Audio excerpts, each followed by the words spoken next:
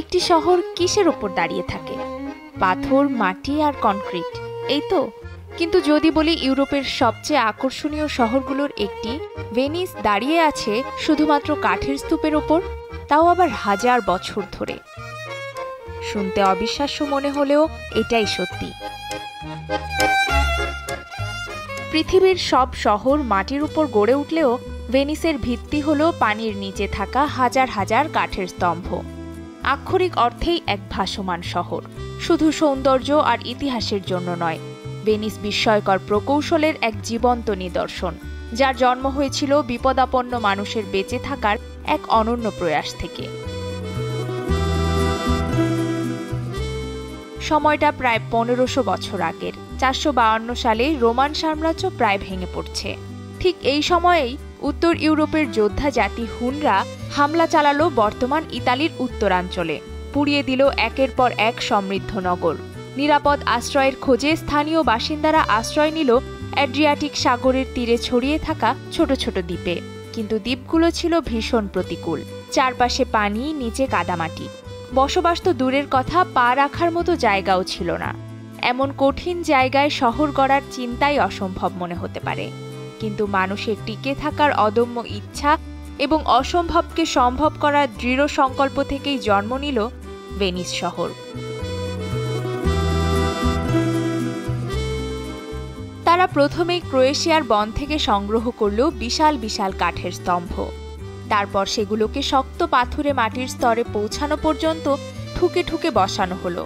এক একটি স্তম্ভ প্রায় 5 মিটার গভীর পর্যন্ত পৌঁছে গেল। হাজার হাজার স্তম্ভ পাশাপাশি বসানোর কারণে কাদামাটি থেকে পানি সরে গিয়ে তৈরি হলো এক শক্ত ভিত্তি। প্রশ্ন জাগতে পারে, এত কাঠ কি পচে যায়নি? আশ্চর্যের বিষয় হলো, কাঠগুলো পানির নিচে বাতাসের সংস্পর্শ পায় না বলে পচেনি। এর ওপরে বসানো হলো কাঠের তক্তা।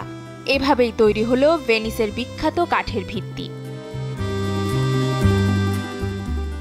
ভেনিসিয়ানরা বুঝতে পেরেছিল ভারী ভবন বানালে বিপদ হতে পারে, তাই তারা ভবন নির্মাণ করলো অত্যন্ত হালকা এবং টেকসই।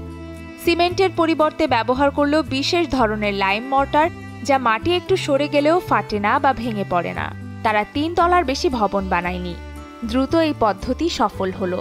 আশেপাশের দ্বীপেও ছড়িয়ে পড়ল বসতি। শুরুতে ভেনিসের ছিল না কোনো রাস্তা, না কোনো সেতু। শত শত বছর ধরে শহর জুড়ে ছিল নৌকা। কিন্তু জনসংখ্যা যখন বাড়তে শুরু করলো, ব্যবসা বাণিজ্যের প্রাণকেন্দ্র রিয়ালতো দ্বীপে পৌঁছাতে তখন প্রয়োজন হলো একটি সেতুর।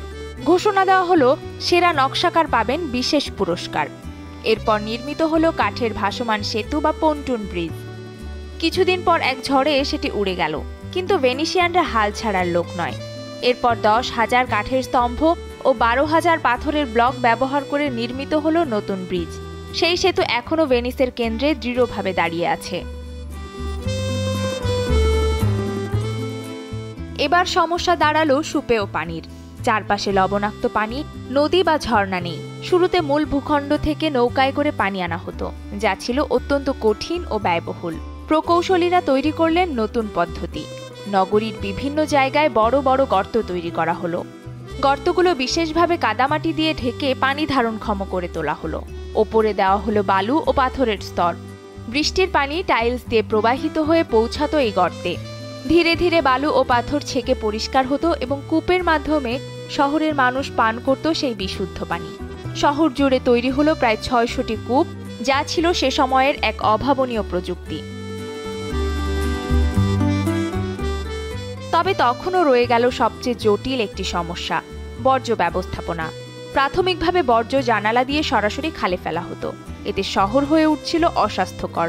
কিন্তু 16 শতকে ভেনিসের প্রকৌশলীরা আবারও দেখালেন তাদের দূরদর্শিতা। তারা শহরের প্রতিটি বাড়ির নিচ দিয়ে তৈরি করলেন সরু সুড়ঙ্গ।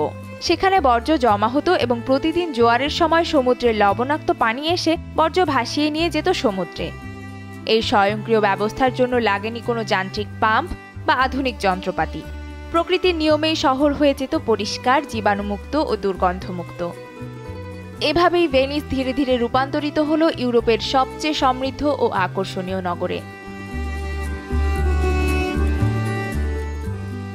আজ এত বছর পরেও ভেনিসের সেই প্রাচীন কাঠের ভিত্তি অবিশ্বাস্যভাবে টিকে আছে।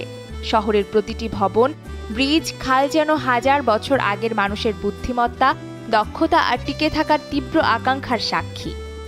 আজকের আধুনিক প্রযুক্তি এবং উন্নত বিজ্ঞান নিয়ে আমরা হয়তো অনেক কিছুই পারি, কিন্তু ভেনিস আমাদের মনে করিয়ে দেয় সেই প্রাচীন সত্য: মানুষের চেয়ে বড় কোনো প্রযুক্তি নেই, আর সংকটের চেয়ে বড় কোনো শিক্ষক নেই।